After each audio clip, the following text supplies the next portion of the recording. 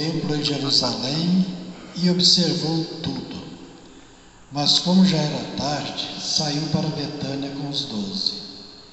No dia seguinte, quando saíam de Betânia, Jesus teve fome.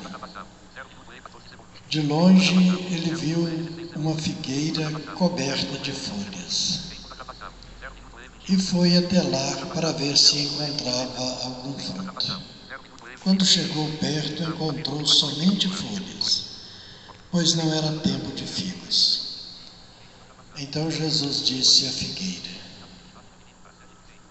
que ninguém mais coma de teus frutos. E os discípulos escutaram o que ele disse. Chegaram em Jerusalém. Jesus entrou no templo e começou a expulsar os que vendiam e os que compravam no templo.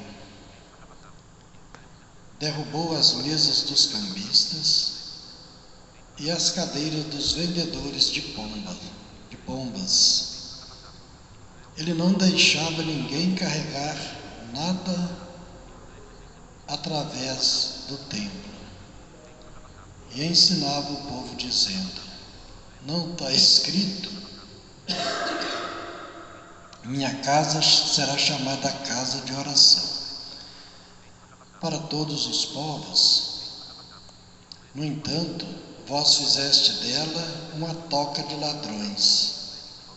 O sumo sacerdote e os mestres da lei ouviram isso e começaram a procurar uma maneira de o matar. Mas tinham medo de Jesus,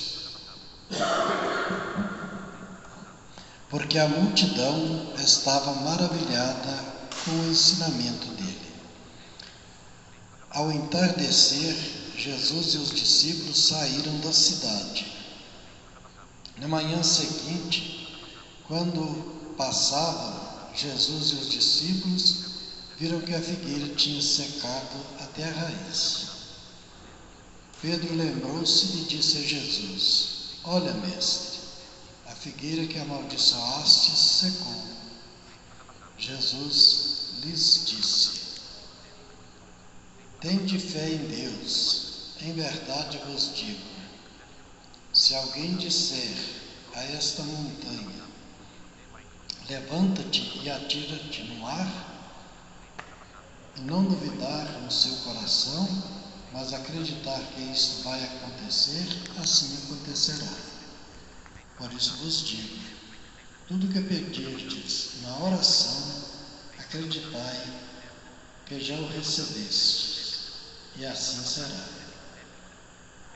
Quando tiverdes rezando, perdoai tudo o que tiverdes contra alguém, para que vosso Pai que está nos céus também perdoe os vossos pecados.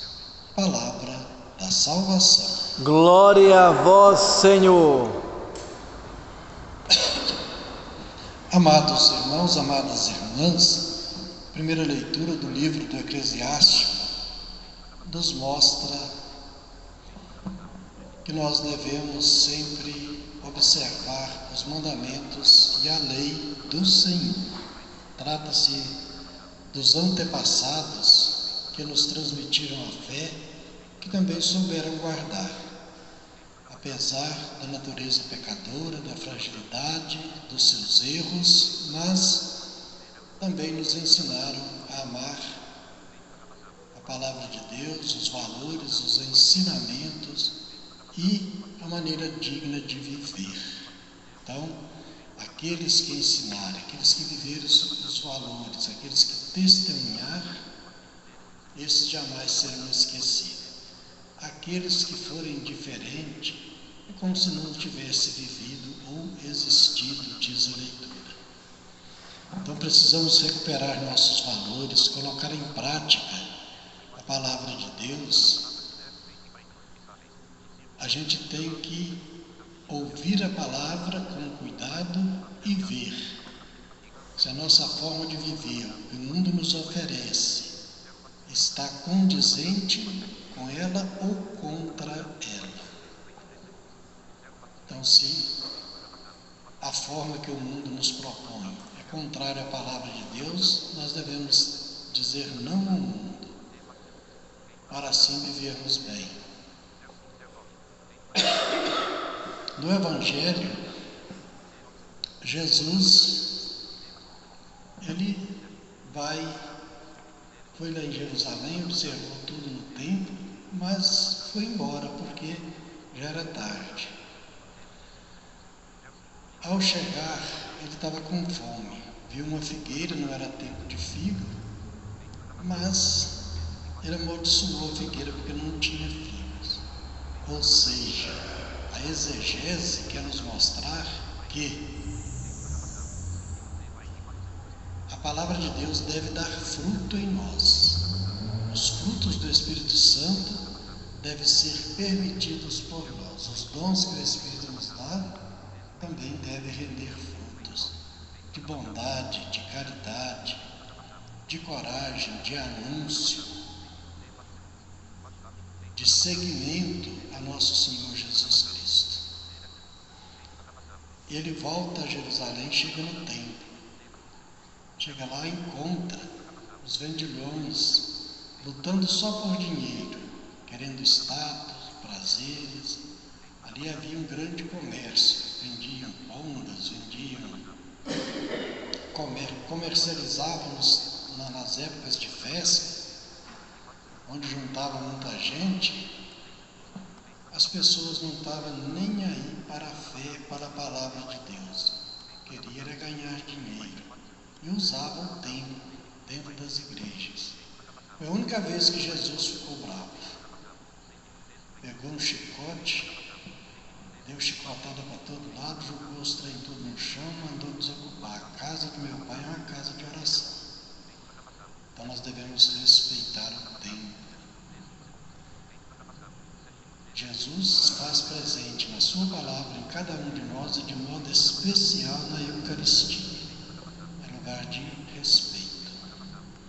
Então nós precisamos fazer este caminho. Só que o povo ficava maravilhados com o seu ensinamento. Os mestres da lei, aqueles que ordenavam, que permitiam, que comandavam, queriam matar Jesus, mas tinham medo, porque o povo estava com ele. Quando eles voltam, a figueira estava seca, a figueira que amaldiçoasse. Jesus então vai mostrar, não, tenha fé em Deus, acredite na palavra, coloque em prática. Aquilo que pedir, Ele vai dar. Se você não duvidar, pode dizer a uma montanha, arranca-te daqui e planta-te no mar, que ela vai fazer. Não duvides.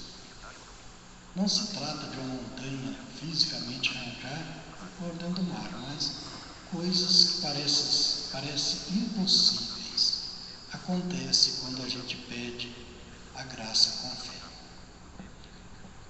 A gente vê alguns santos taumaturgos, que por amor a Deus e ao próximo faziam esses pedidos. Santo Antônio, por exemplo, São Geraldo, São Francisco de Paula, o Padre São Padre Pio, o santo de nossos dias, na década de 60, então santo que era santo taumaturgos, aqueles que faziam milagres em vida, chamado taumaturgos por isso. Então a gente vê essas realidades em nosso meio.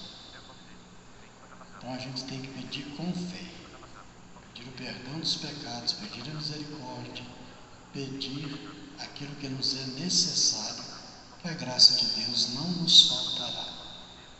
E a graça nos será concedida, sobretudo no nosso encontro com Deus, na cidade santa, na Jerusalém do Alto. Nós saibamos respeitar uns aos outros, nós, como templos vivos do Espírito Santo, morada de Deus, saibamos também respeitar as nossas casas de orações, as nossas igrejas, gente fica triste aí pelo mundo afora, vendo queimar grandes igrejas bonitas, né? Governos, ditadores expulsando as irmãs. Lá na Nicarágua ontem expulsaram mais um grupo de irmãs. Então vai fechando os templos, proíbe falar em religião, coisa que era da igreja católica particular, mas está proibido falar de religião. Então nós temos que rezar essas intenções pela igreja onde ela é perseguida. Rezar para que nós possamos também ter a liberdade de viver e proclamar, anunciar, testemunhar a nossa fé. Que assim Deus nos ajude. Amém. Amém.